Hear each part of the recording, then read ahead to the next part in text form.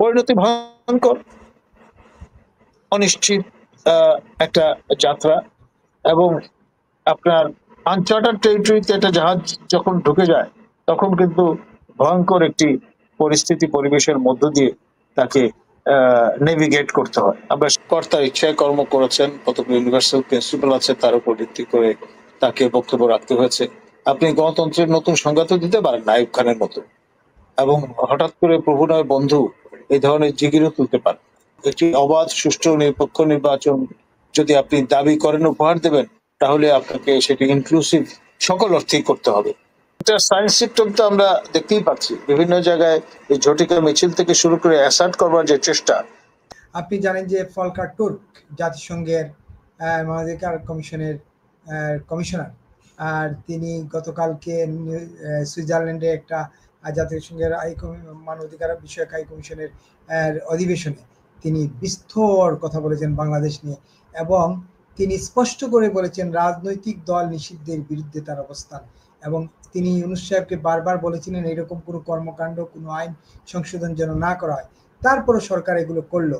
তার মানে ফলকার টুর্কের সঙ্গে কি সরকারের দূরত্ব বাড়লো, এবং এইটার প্রতিক্রিয়া কি হবে আসলে দেশে? দেখুন, ভলকার মহোদয় আপনার কর্তার ইচ্ছায় কর্ম করেছেন, কতগুলো ইউনিভার্সাল প্রিন্সিপাল আছে তার উপর ভিত্তি করে তাকে বক্তব্য রাখতে হয়েছে। আপনি গণতন্ত্রের নতুন সংজ্ঞা তো দিতে পারেন না আইয়ুব খানের মতো, এবং হঠাৎ করে প্রভু নয় বন্ধু এই ধরনের জিগিরও তুলতে পারেন।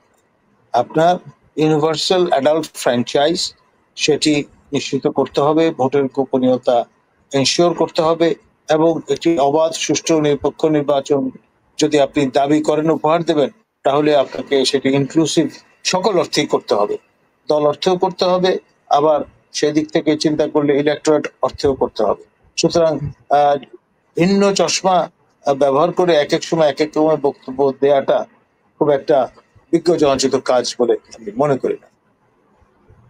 না, ফলকার টুর্ক যে বক্তব্যটা দিলেন, তাহলে কি আওয়ামী লীগের আগামী নির্বাচনে বা আওয়ামী লীগের দেশে রাজনীতি করার ক্ষেত্রে সরকার যে বাধা তৈরি করলো, এইটার ফল কি দাঁড়াচ্ছে? তাহলে আওয়ামী লীগ কি তাহলে জাতিসংঘের মানবাধিকার কমিশনের বক্তব্য শোনার পর আওয়ামী লীগ কি আরো চাঙ্গা হবে আপনার মনে হয়? আপনার মাইক্রোফোন। দেখুন, এটা সায়েন্স সিস্টেম তো আমরা দেখতেই পাচ্ছি বিভিন্ন জায়গায়, এই ঝটিকা মিছিল থেকে শুরু করে অ্যাসার্ট করবার যে চেষ্টা, তা জানান দিচ্ছে যে তারা শীত নিদ্রা থেকে আড়মোড়া ভেঙে উঠবার চেষ্টা করছেন। এবং তন্দ্রা যখন পরিপূর্ণভাবে কেটে যাবে, তখন কিন্তু এটি আর কুসুমাস্তীর্ণ থাকবে না, কণ্টকাকীর্ণ একটি পরিবেশ বিরাজমান থাকবে। এবং সেই পরিবেশে আপনি কতটা সুস্থিরভাবে ব্যাটিং করতে পারবেন সেটা নিয়েও কিন্তু নানান রকম সংশয় দেখা দেবে। এই যে এতগুলো রাজনৈতিক দলকে বাইরে রেখে, আওয়ামী লীগ সহ অন্যান্য রাজনৈতিক দলগুলোকে বাইরে রেখে যে কমিশন করতেছে, তাইলে ফলকার টুর্কের এই বক্তব্য তো এখানে প্রভাব ফেলে, কমিশনের কার্যক্রম নিয়ে প্রশ্নবিদ্ধ করে। দেখুন, ইউনিভার্সাল যে বিষয়গুলো, সেগুলো আপনি দলীয় সংকীর্ণ পরিসরে আপনারা যদি ব্যাখ্যা দাঁড় করাতে যান, তাহলে কিন্তু বিপদে পড়ে যাবে। এবং এখানে হয়েছেও তাই। আপনি এক যাত্রায় পৃথক ফল তো হতে পারে না। আপনি যখনই অর্গল মুক্ত করে দেবেন, সবার জন্য সমান সুযোগ তৈরির চেষ্টা করতে হবে। এবং সেটি যদি যতক্ষণ না করা যাবে, ততক্ষণ পর্যন্ত বলা যাবে না লেভেল প্লেইং ফিল্ড তৈরি হয়েছে। না, সেটা বুঝলাম, কিন্তু আমার প্রশ্নটা একদম সরাসরি ফলকার টুর্কের বক্তব্যের সূত্র ধরে যদি আমরা বলি, ঐক্যমত্য কমিশনে যে ঐক্য করতে যাচ্ছে জাতিকে নিয়ে, সেখানে একটা জনগোষ্ঠীকে বাদ দিয়ে দিল যাদের বড় অংশই আওয়ামী লীগ, যাদের কার্যক্রম নিষিদ্ধ করা হলো, কিন্তু ফলকার টুর্ক এটার সমালোচনা করলেন। এইটার প্রভাব কি পড়বে কমিশনের, বা কমিশন এটাকে আমলে নিবে কিনা? দেখুন, প্রিকনসিভ কতগুলো নোশন নিয়ে এরা কাজ করছেন, এবং নানান রকমের বার্তা এক এক সময় এক এক ধরনের পাচ্ছেন। Head of the European delegation his Excellency Michael এক ধরনের বার্তা দিয়েছেন, জাতিসংঘের আবাসিক প্রতিনিধি হার এক্সেলেন্সি তিনি আরেক রকমের বার্তা দিয়েছেন। সব মিলিয়ে আসলে পরিস্থিতি পরিবেশ রীতিমতো ঝুঁকিপূর্ণ, এবং গৃহযুদ্ধ বা গৃহ বিবাদের জন্য যাবতীয় মাল মশলা যা দরকার দেশি বিদেশি, আপনার তা সবকিছু কিন্তু এখানে উপস্থিত। সুতরাং আমরা চরম একটি ঝুঁকিপূর্ণ অবস্থানে এখন অবস্থান করছি, যাকে বলে খাদের কিনারায় দাঁড়িয়ে থাকার মতো। এখন এখনো সময় আছে সকল পক্ষকে, they must come to their senses, এবং রাষ্ট্রের যাতে আপনার বিপন্ন দশা না ঘটে, সমাজ যাতে আপনার ছিন্ন ভিন্ন না হয়ে যায়, এবং আমাদের প্রতিষ্ঠানগুলো যাতে ক্ষয়িষ্ণু না হয়ে যায়, সেই ব্যাপারে পুনর্বিবেচনা করাটা এখনই সময়। একেবারেই। এই নির্বাচন কি দেখছেন কিনা? ঐকমত্য কমিশনের এইসব বৈঠকে নির্বাচনকে প্রাধান্য পাইলো কিনা বা কেউ প্রশ্ন তুললো কিনা? আপনি কি এর খোঁজ নিলেন? যে আপনারা নির্বাচন নিয়ে কোনো কথা বলছেন না কমিশনে, লন্ডনে কি হয়ে গেল সেটাও অবহিত করছেন না। এইরকম কোনো কিছু আলোচনা শুনলেন কিনা, সেটা কিভাবে দেখছেন আপনি?